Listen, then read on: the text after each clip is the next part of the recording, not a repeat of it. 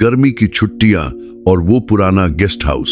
गर्मी की छुट्टियों में हम चारों में अनवर, मेरी बचपन की दोस्त समीरा, कॉलेज का शरारती लड़का जतिन और गंभीर स्वभाव वाला रोहन काफी दिनों से एक ऐसी ट्रिप की प्लानिंग कर रहे थे जो हमारी जिंदगी की सबसे यादगार ट्रिप हो, क्योंकि ये हमारी ग्रेजुएशन की आखिरी गर्मी की छुट्टियां थी और दिल में कहीं ये डर भी था कि ये दोस्ती अब शायद कॉलेज के बाद बिखर जाएगी। और इसी एहसास के साथ जतिन ने एक दिन अचानक कहा कि चलो मेरे दादाजी के पुराने गेस्ट हाउस में चलते हैं, जो उत्तराखंड के एक गांव में है, जहां ना इंटरनेट है, न लोग, न ही ट्रैफिक, और उस खामोशी में शायद हम खुद को और एक दूसरे को महसूस कर पाएंगे। हमने ज्यादा नहीं सोचा, बस अगले दिन बैग पैक किए, मस्ती भरे मूड में स्टेशन पहुंचे, ट्रेन से देहरादून और फिर जीप बुक करके पहाड़ी रास्तों से होते हुए उस गांव पहुंचे जिसका नाम भी हमें ठीक से याद नहीं था। और जहां पहुंचते ही सबसे पहली चीज जो महसूस हुई वो थी गहरी खामोशी और ठंडी हवा जो हमारे रोम रोम में उतरती चली गई। और फिर जैसे ही गेस्ट हाउस की पहली झलक मिली, हम सब एक पल को चुप हो गए, क्योंकि वो जगह सच में डरावनी थी। चारों ओर सूखे पेड़, जाले से लिपटी हुई खिड़कियां और वो गेट जो खुद ब खुद आधा खुला था, जैसे कोई हमें पहले से देख रहा हो। जतिन ने जोर से हंसते हुए कहा, ये तो भूत बंगला निकला यार। लेकिन उसकी हंसी में हल्की घबराहट थी जो मैंने पहली बार उसकी आवाज में महसूस की। और रोहन, जो कम बोलता था, बस दीवार पर हाथ फेरते हुए बोला, इतना पुराना भी नहीं है, लेकिन लगता है जैसे बहुत वक्त से किसी ने इसे छुआ नहीं है। और तभी समीरा ने दीवार पर लगे कुछ निशानों की तरफ इशारा किया। जो पहले मुझे ध्यान नहीं आए थे वो लाल रंग के थे, जैसे खून सूख गया हो, और उनके नीचे कुछ संस्कृत जैसी भाषा में लिखा था जो पढ़ना नामुमकिन था। हमने अंधेरा होने से पहले जल्दी जल्दी सामान अंदर शिफ्ट किया। गेस्ट हाउस के अंदर 3 कमरे थे, एक छोटा किचन और बीच में एक बड़ा हॉल जिसमें एक पुराना झूमर लटका था जो जरा सी हवा में भी हिल रहा था। उसकी जाली पर चमगादड़ लटके थे जो हमारी आहट से फड़फड़ा कर उड़ गए। और समीरा ने चिल्लाकर मेरी बाह पकड़ ली। मैं मुस्कुराया, लेकिन दिल में अजीब सा डर बैठने लगा था। रात को हम सब ने खुद खाना बनाया, मैगी, कुछ बिस्किट, और जतिन ने पुरानी वाइन निकाल ली जो वो छुपा कर लाया था। और उसी वक्त लाइट चली गई, बिल्कुल अचानक, बिना किसी वार्निंग के। और कुछ सेकंड के लिए जो सन्नाटा छाया वो किसी मौत की आहट जैसा था। और तभी दूर जंगल की तरफ से एक औरत की चीख की आवाज आई, लंबी, गूंजती हुई और दिल में उतर जाने वाली। हम सब ने एक दूसरे की तरफ देखा, लेकिन कोई कुछ बोल नहीं पाया। जतिन ने बोला, ये तो गांव की कोई औरत होगी, शायद जानवर से डर गई होगी। लेकिन रोहन ने धीमे से कहा, यहां तो किलोमीटरों तक कोई नहीं रहता। और उसी पल मैंने देखा कि समीरा का चेहरा पीला पड़ चुका था। उसकी आंखों में डर नहीं, कुछ और था, जैसे वो कुछ महसूस कर रही थी जो हम नहीं कर पा रहे थे। उसने धीमे से कहा, अनवर, यहां कुछ है। मुझे लग रहा है जैसे कोई हमें देख रहा हो। रात जैसे तैसे गुजरी, मगर नींद किसी को नहीं आई। मैं देर रात पानी पीने उठा तो देखा कि झूमर अपने आप हिल रहा था। खिड़की बंद थी, हवा नहीं चल रही थी। और फिर मैंने देखा कि सीढ़ियों के पास कोई खड़ा था, काला सा साया, सिर झुका हुआ। और जैसे ही मैंने आवाज दी वो गायब हो गया। मैंने खुद को समझाया कि शायद आंखों का धोखा होगा, लेकिन दिल इस बार भी मानने को तैयार नहीं था। सुबह होते ही हम बाहर निकलकर गांव की तरफ जाने लगे ताकि गांव वालों से कुछ बातें कर सके। लेकिन रास्ते में एक बूढ़ा बाबा मिला जिसने हमें देखा और आंखें चौड़ी करके बोला, तुम लोग उस घर में रुके हो, वहां कोई नहीं जाता बेटा। वो घर तो सालों से बंद पड़ा है, वहां आत्मा है। वो औरत जो अपने बच्चे को खो बैठी थी, उसने वहीं फांसी लगाई थी, और तब से उस घर में जो भी रुकता है वापस नहीं आता। हमने सोचा शायद बाबा कोई डरावनी कहानी सुना रहे हैं, लेकिन जब गांव की एक बुजुर्ग औरत ने उसी कहानी को अलग शब्दों में दोहराया तो लगा जैसे वो झूठ नहीं है। उसने कहा कि गेस्ट हाउस में रहने वाले आखिरी आदमी ने अपनी बीवी और बच्चे को मारकर खुदकुशी कर ली थी, और उनके मरने से पहले पूरे गांव ने औरत की चीखें सुनी थी जो आज भी जंगल में गूंजती हैं। हम डर के मारे वापस लौटे, लेकिन हमारा सामान अंदर था, मोबाइल नेटवर्क नहीं था, और सबसे बड़ी बात यह थी कि दरवाजा अपने आप बंद हो चुका था और बाहर से कोई ताकत उसे खोल नहीं पा रही थी। जतिन ने पूरा जोर लगाया, लेकिन जैसे कोई अंदर से उसे रोक रहा था। और जब खिड़की से अंदर झांक कर देखा तो वहां कोई खड़ा था, ठीक उसी जगह जहां मैंने रात को साया देखा था। हमने एक दूसरे को कसकर पकड़ लिया और उसी पल अंदर से दरवाजा खुद ब खुद खुल गया, जैसे किसी ने हमें आने की इजाजत दी हो। और फिर अगले 2 दिन में जो हुआ वो किसी बुरे ख्वाब जैसा था। इस दिन को रात के 3 बजे अपनी माँ की आवाज सुनाई देने लगी, जो कह रही थी, बेटा बाहर आ जाओ, जबकि उसकी माँ दिल्ली में थी। रोहन अचानक नींद में चलने लगा और आधी रात को गेस्ट हाउस के पीछे बने पुराने कुएं के पास पाया गया और वो बड़बड़ा रहा था, मैंने उसे नहीं मारा, वो झूठ बोल रही है, मैंने कुछ नहीं किया। समीरा हर वक्त चुप रहती थी, आंखें बंद करके कुछ बुदबुदाती थी।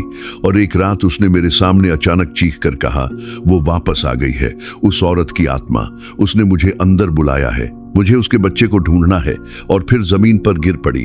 मैंने उसे होश में लाया, लेकिन उसका शरीर बर्फ जैसा ठंडा था और उसकी नब्ज बेहद धीमी। मैं डर गया, लेकिन छोड़कर नहीं भागा। गेस्ट हाउस से लौटने के बाद जैसे सब कुछ सामान्य हो गया था, लेकिन असल में कुछ भी सामान्य नहीं था, क्योंकि दिल्ली की भीड़ में, मोबाइल की रिंगटोन में, क्लासरूम की भीड़ और कैफे की चहल पहल में भी कहीं कोई खामोशी हमारे साथ साथ चलती थी।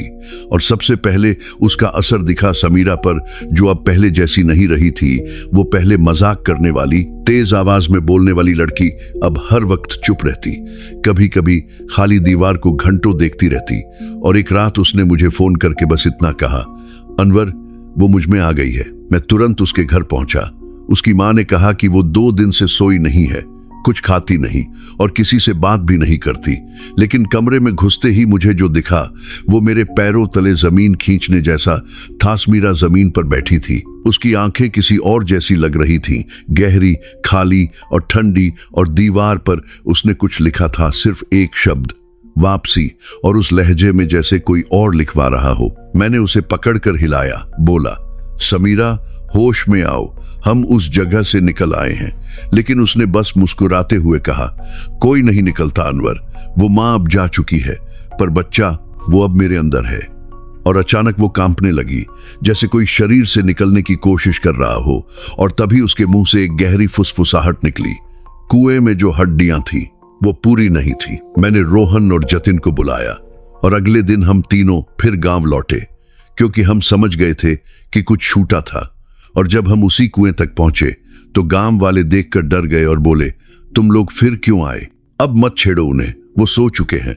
लेकिन रोहन ने डायरी के आखिरी पन्ने की तरफ इशारा किया, जिसमें एक लाइन और थी जो हमें पहले नहीं दिखी थी, अगर हड्डियां अधूरी रहीं, आत्मा दूसरी देह ढूंढ लेती है। कुएं की खुदाई फिर शुरू की, लेकिन इस बार हम थोड़ा और गहराई में गए और वहां से एक नन्हा सा पंजा मिला, एक टूटी कलाई की हड्डी, शायद उसी बच्चे की जिसे जानवर ले गया होगा।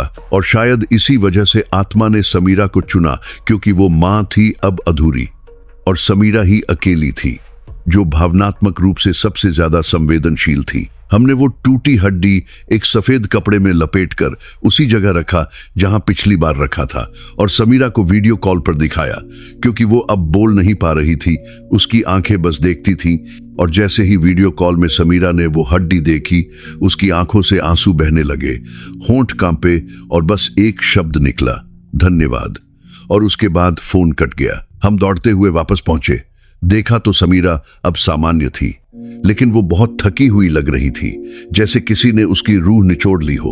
और धीरे धीरे उसने ठीक होना शुरू किया। लेकिन हमें पता चल चुका था कि आत्माएं कभी पूरी तरह जाती नहीं हैं, वो कहीं किसी कोने में छुप जाती हैं तब तक, जब तक फिर कोई अधूरी हड्डी, अधूरी कहानी या अधूरी भावना उन्हें दोबारा खींच कर न ले आए। उस हादसे के 2 साल बाद जतिन कनाडा चला गया। अब भी किसी से बात नहीं करता।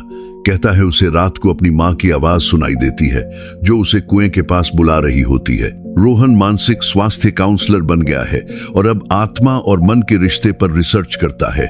लेकिन हर सेशन के बाद वो कुछ देर के लिए रोता है और कहता है कुछ जख्म किताबों से नहीं भरते। और समीरा अब बाल कल्याण केंद्र में काम करती है, लेकिन बच्चों के रोने की आवाज उससे सहन नहीं होती।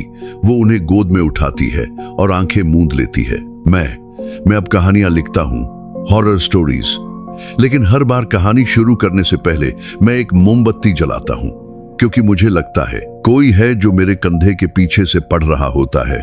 मेरी कलम से कहानियां नहीं निकलती, वो उतरती हैं उस परछाई की तरफ से जो मेरे साथ उस गेस्ट हाउस से लौटी थी। गेस्ट हाउस की वो घटनाएं, समीरा की हालत और कुएं से मिली अधूरी हड्डी के बाद सब कुछ शांत लगने लगा था, जैसे कोई तूफान थक कर सो गया हो। लेकिन डर की सबसे बड़ी चाल यही होती है, वो तब आता है जब सब ठीक लगने लगता है। 3 महीने बाद दिल्ली की बरसातों के बीच एक अजनबी मेरे फ्लैट के नीचे खड़ा था। वो बारिश में भीग रहा था, सिर झुका हुआ, और उसने दरवाजा खटखटाया नहीं, बस नीचे खड़े खड़े मुझे देख रहा था। और जैसे ही मैंने नीचे झांक कर पूछा कौन, उसने धीरे से सिर उठाया और बोला, मुझे अपना नाम वापस चाहिए अनवर, तुमने मेरा नाम ले लिया, अब मुझे अपना दो। उसके बोलने का लहजा वही था जो मैंने उस औरत की डायरी में पढ़ा था, वही शैली, वही छंद जैसे कोई आत्मा कवि हो।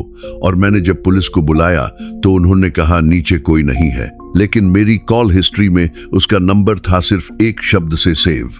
वो उस रात मैं चैन से सो नहीं पाया। और फिर अगले हफ्ते अजीब घटनाएं शुरू हुई। मेरी किताबों के पन्नों पर खून जैसे निशान, लैपटॉप में अपने आप खुलते डॉक्यूमेंट जिनमें लिखा होता, तेरा नाम अब मेरा है। और सबसे डरावनी बात, मेरे दिमाग में उसकी आवाज गूंजती थी जब मैं अकेला होता था, और वो धीरे धीरे मुझे मेरी यादों से अलग कर रही थी। मैंने रोहन को फोन किया, लेकिन वो अस्पताल में भर्ती था। उसने अपने आप को बाथरूम में बंद करके नाखूनों से अपनी पीठ पर इनसाइड मी खुद लिखा था, और डॉक्टरों ने उसे सिजोफ्रेनिया कहा। लेकिन जब मैंने समीरा को मिलने की कोशिश की तो पता चला कि वो अब हर रात बाल सुधार गृह की दीवारों पर वही संस्कृत मंत्र लिखती थी जो गेस्ट हाउस की दीवार पर लिखा था। और सबसे खौफनाक बात यह थी कि वो अब सिर्फ उल्टी भाषा में बोलती थी। मैं पूरी तरह टूट गया। जतिन को मैसेज किया, लेकिन कनाडा से जवाब आया कि वो गायब हो चुका है। और आखिरी बार उसने ईमेल किया था अपने काउंसलर को, जी